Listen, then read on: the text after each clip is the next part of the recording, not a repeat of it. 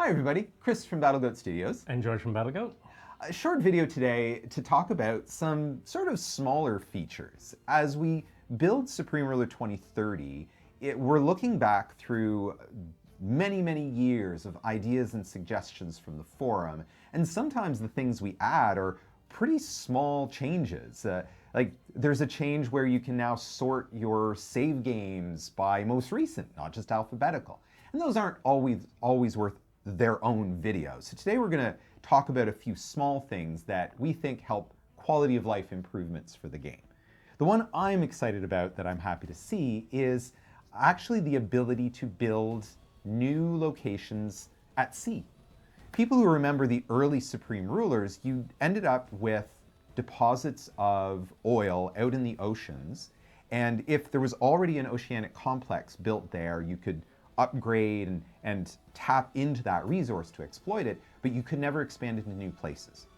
Carryover from what Galactic Ruler gave us, we've borrowed some of that mechanic. There's now a naval engineer unit that you can sail out. The engineer will be consumed in the production of, but it'll build an Oceanic Complex for you, and you can start exploiting the oil around the map. So it's a small thing, but we really think it'll add to the gameplay. One of the things that's also come up as a request a lot is to just be able to adjust more things about how your region looks cosmetically as you're playing. One of them, for example, flag changes. They happen throughout history. If you happen to be in the Caribbean and you're kicking out your monarch, you might want to change your flag. If you're in the US and Florida sinks, you might need to remove a star. So changing a flag is one of the things we've added.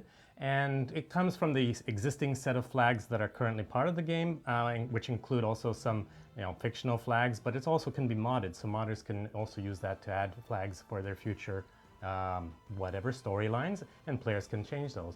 But tied into that is also the fact that things like flag changes, region name changes, city name changes are now also transmitted in multiplayer games.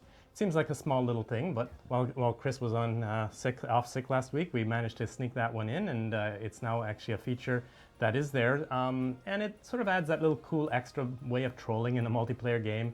The US can take over Toronto, rename it Poopy Town, and then leave, and then Canada has to take it back to rename it back to Toronto, or whatever else they want to name it. So those little features are just the extra little cute quality of life things that make the game even more fun to play. And as we're talking about the renames being transmitted over multiplayer, I have to give a shout out to AVP, who advocated strongly for the addition of this feature. And we knew it was sort of lower on the priority list, but he made a good case and managed to get some community support for it. So ultimately it got fit into the scope of the project. So we're happy to have that there. And when we talk about small issues, again, one of the small additions made recently that I'm really happy with is in the State Department. You've got a list that you can click on, and it lists all the countries in the world. And we've got those divided by theaters of Europe and Asia and North America and stuff, but there still is a lot of countries. So the recent addition was there's simply a search string at the top that I can type in CAN, and I'll see Canada in the list. I could type in STAN, and suddenly I get my Kazakhstan, Kyrgyzstan, Uzbekistan, Afghanistan, Pakistan. Just being able to search for a region just speeds up the process when you're trying to either do diplomacy or declarations of war. So that's some examples, some of the small things that have come in lately, and we are continuing to work hard on the development. We're looking forward towards the Steam Next Fest that we'll be participating in.